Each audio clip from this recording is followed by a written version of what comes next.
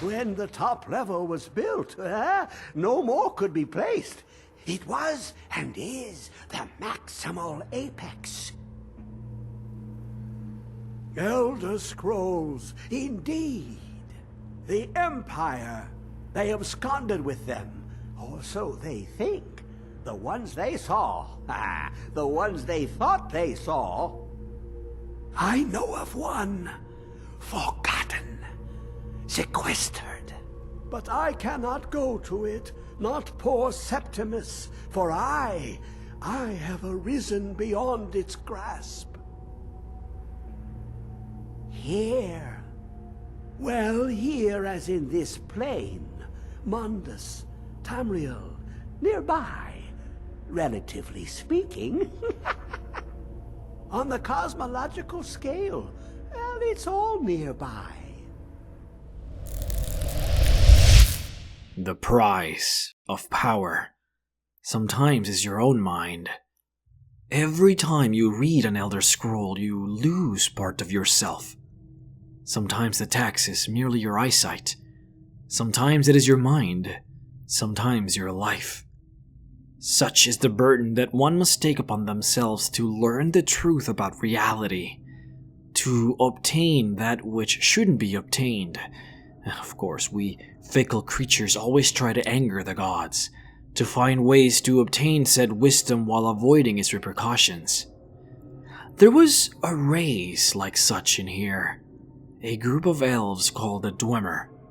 They were essentially a race of extremely advanced elves that lived below the earth. They committed the crime of inventing a way to read these scrolls without their associated sufferings. They also mocked the gods. They invented their own magic. They created robotic entities. They enslaved an entire race like dogs. Every sacrilegious note in the book they attempted. And now they're gone. Nobody knows where they are, what happened to them. Almost as if they just evaporated into the thin air. Every single one of them. Gives you a lot to think about, huh? Have to be careful what you do around angry gods. It had seemed that reading a few Elder Scrolls in his youth had turned Septimus a little aloof, a little different. However, he still considered himself an expert on the subject of Elder Scrolls, but more importantly, he knew how to get one. He wanted us to go to Blackreach. See, the ancient Dwemer, before their disappearance, had built enormous cities below the earth. Cities that connected themselves through a giant complex known as Blackreach. In the olden days when the Dwemer were still around, they had found a special mineral known as Ethereum. A mineral that was incredibly magically sculptable. What I mean is, they could create very powerful magical items with this ore. However, there were many different Dwemer lords that wanted access to this mineral, and to avoid infighting, they decided to all build their cities around this Ethereum gold mine, where each city would have a job in the production of magical items. That way, every city would be necessary for the production of the items, and infighting would cease. Now, how is that even relevant? It is, because it means that basically every Dwemer ruin leads into Blackreach.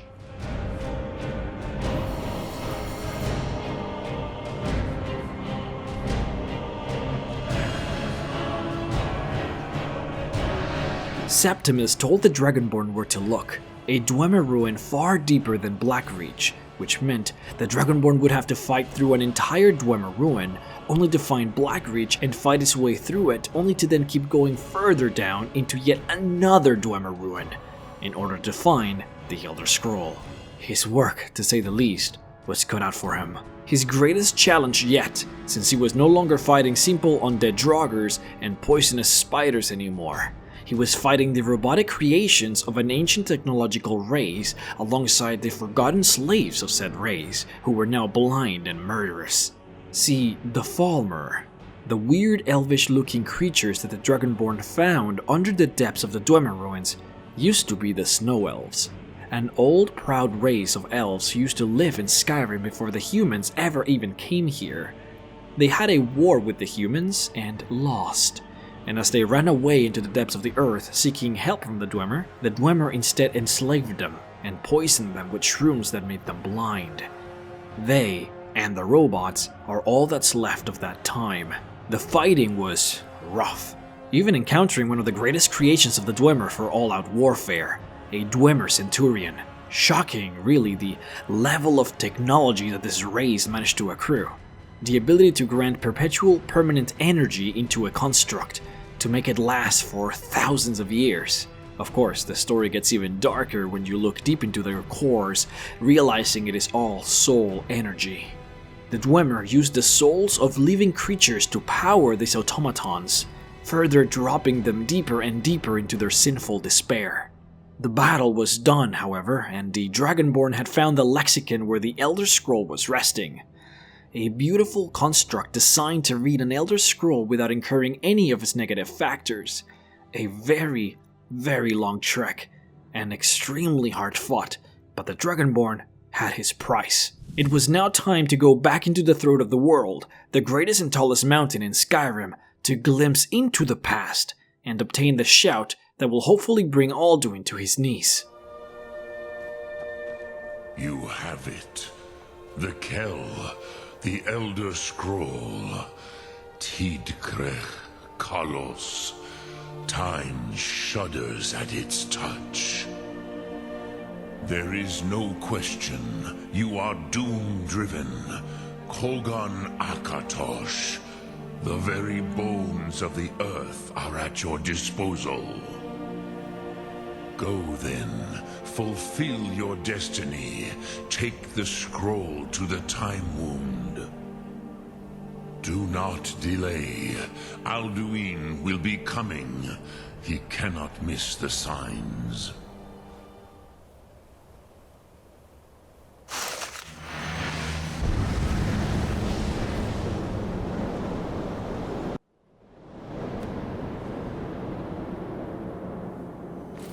Gormley! We're running out of time. The battle... Dar Sulthur se Alduin Ukri. Today, Alduin's lordship will be restored. But I honor your courage. Krifwolf Akrin. Die now in vain. For Skyrim! It had worked. The plan had worked. With the usage of the Elder Scroll, the Dragonborn's mind went back in time to the moment of Alduin's defeat to see with his own eyes the usage of this mighty shout. Alduin approaches. So be it.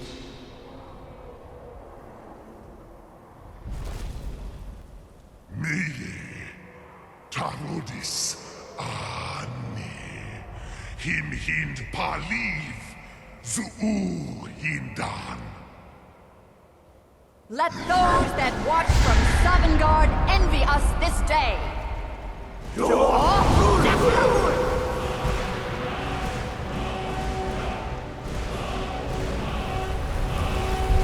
Nivarim Jur, what have you done? What twisted words have you created? Tarudis Parthenox, my teeth to his neck. The words were said, and now the Dragonborn knew them. Your Safrul, mortal, finite, temporary, alien, and painful concepts for a dragon's mind to understand, and now it was his weapon against Alduin. The usage of the Elder Scroll, however, and the scrying of the Time Wound created enough power that even Alduin could sense it. Silesur, my belly is full of the souls of your fellow mortals, Dovahkiin. Die now, and await your fate in Sovngarde. Lost Funt, you are too late, Alduin. Dovahkiin, use Dragonrend if you know it. It was time for the Dragonborn to test his newfound power as Alduin flew up across the sky. The kin to both worm and man, and the betrayer of dragons versus the World Eater. A legendary battle in its own right. The Dragonrend shout showed Alduin that his reign in Skyrim was going to be hard-fought and dangerous, and that not even an army of dragons was going to make this easy for him.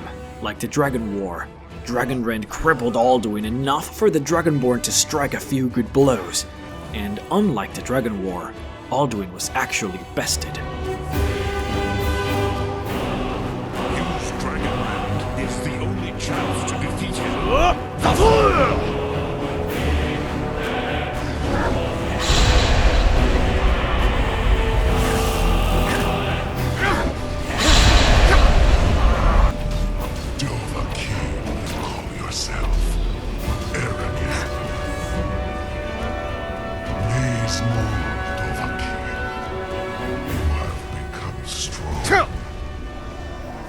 But I am Alduin, firstborn of Akatosh, Malagi Zoklat. I cannot be slain here by you or anyone else. You cannot prevail against me. I will outlast you, mortal.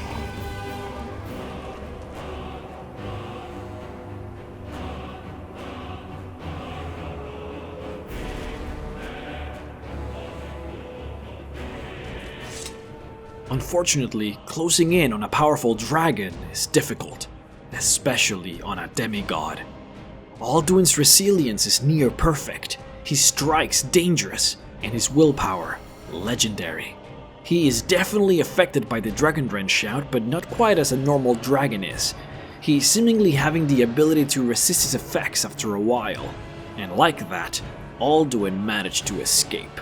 This was a big problem, for now Alduin knew that the Dragonborn was able to defeat him in open combat, which meant he wasn't going to allow open combat to happen again, otherwise risking his actual death. And because of that, Alduin went hiding.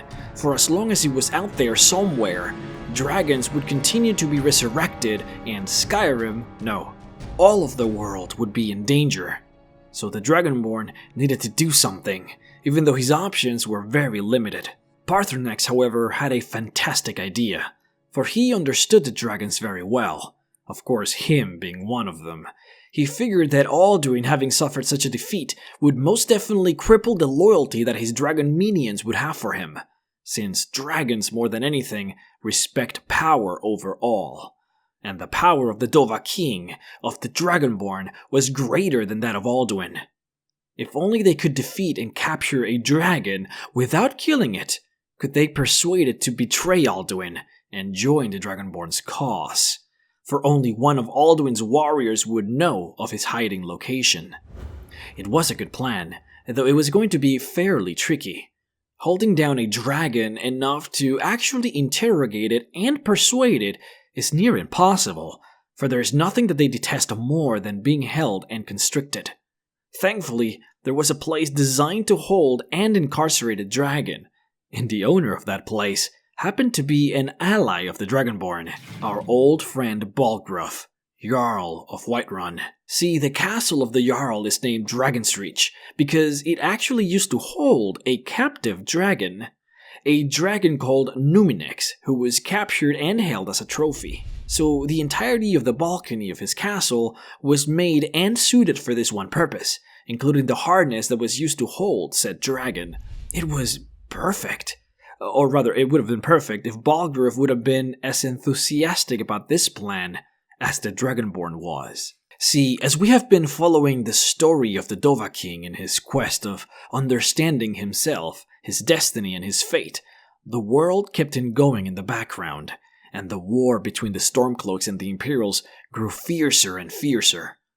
Whiterun happens to be the only hold that hasn't taken a side in the conflict, which meant every possible guard and soldier in Whiterun needed to be prepared for any eventuality, as it seemed that Jarl Ulfric, leader of the Stormcloaks, was actually getting ready to potentially invade and conquer Whiterun.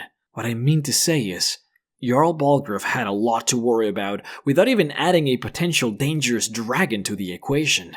If by any measure this dragon failed to be incarcerated or broke off from its spines, then it would completely destroy the city, or in the least, it would injure many soldiers. an event that Jarl Ulfric would use to his advantage in order to invade.